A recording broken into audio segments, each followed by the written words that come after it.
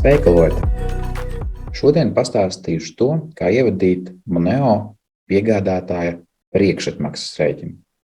Un kāpēc to vispār darīt? Tad to ir svarīgi darīt tajos gadījumos, ja ļoti daudzi darījumi tiek veikti uz priekšatmaksu pamata. Tajā mirklī, ja tavu sistēmā būs reģistrēti piegādātāja priekšatmaksas rēķini, tos ērti varēs nodot atmaksai un šādus maksājumu uzdevumus eksportēt uz banku.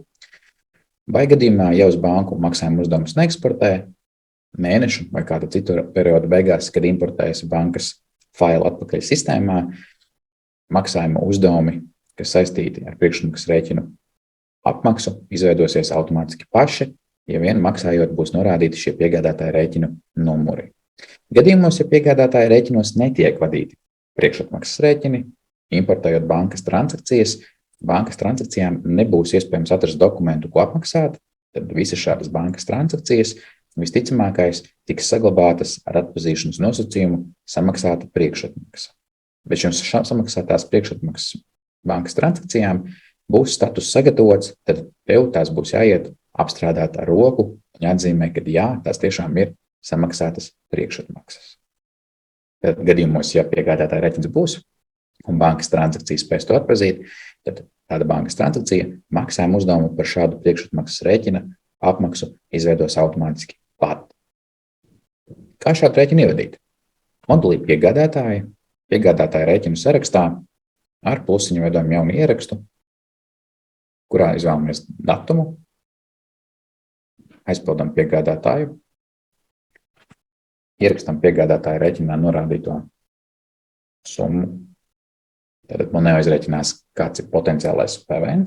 Attiecīgi, ja tas sakrīt ar piegādātāja rēķina norādīto PVN, nekādas izmaiņas šeit nav jāveic. Ieraksta piegādātāja rēķina numuru un attiecīgi maini rēķina veidu uz priekšatmaksas rēķins. Tad šāds rēķina veids arī satur citādāku veidu, tad tas vairs nav parasts rēķins, tas jau ir priekšatmaksas rēķins. Un attiecīgi vai nu rindiņās norāda izmaksu kontu, vai to nenorādi, šeit gadījumā norādīšu, tad mēs, ja kādu priekšatmaksas rēķinu samaksāsim, mums tiks priekšatmaksas rēķinā norādītās preces piegādātas, tad es attiecīgi tās grāmatošu nākotnē uz 7110 kontu, un tās mums būs uz kruves naglas savilktēji. Kopā šie izējuma materiāli mums maksā 10 000 bez nodokļa, un ja mēs šādu priekšatmaksas rēķinu samaksāsim, mums būs tiesības uz 21% priekšnodokli. Liekam, ķeks ir grāmatots un saglabājam. Šajā gadījumā varētu rasties jautājums, kāpēc grāmatots. Ķeksīts grāmatots šajā gadījumā, ka mums rēķina veica priekšatmaksas rēķins, izpilda tādu kā apstiprinājumu funkciju. Un attiecīgi šādam ierakstam, izsaucot grāmatojumu atvēršanos, ir paziņots par to, ka grāmatojums neeksistē. Tad piegādātāja rēķins grāmatojumu neveido, pēc šāda ieraksta izveides un grāmatošanas finanšu dati, jeb galvenā grāmata, netiek ietekmēta. Tikai tajā mirklī, kad piegādātāja rēķins tiks apmaksāts, būs pirmās grāmatojuma pazīmes, kuras attiecīgi nogrāmatos tādus lielumus, ko tad mēs šajā piegādātāja rēķinā būsim arī ievadījuši.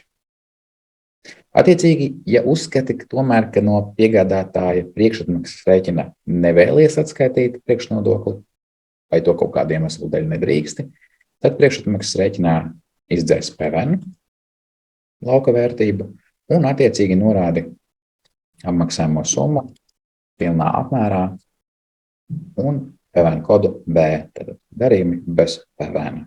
PVN netiek aprēķināts un attiecīgi rindu kopsumma sakrīt ar darījumu kopējo kopsumu.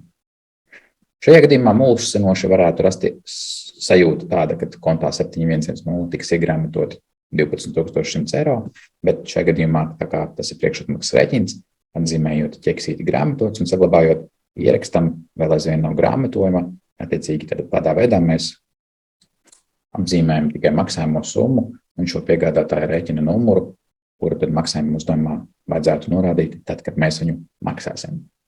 Par to, kā apmaksāt rēķinu manuāli vai attiecīgi automātiski, jau skaties citā reizes video.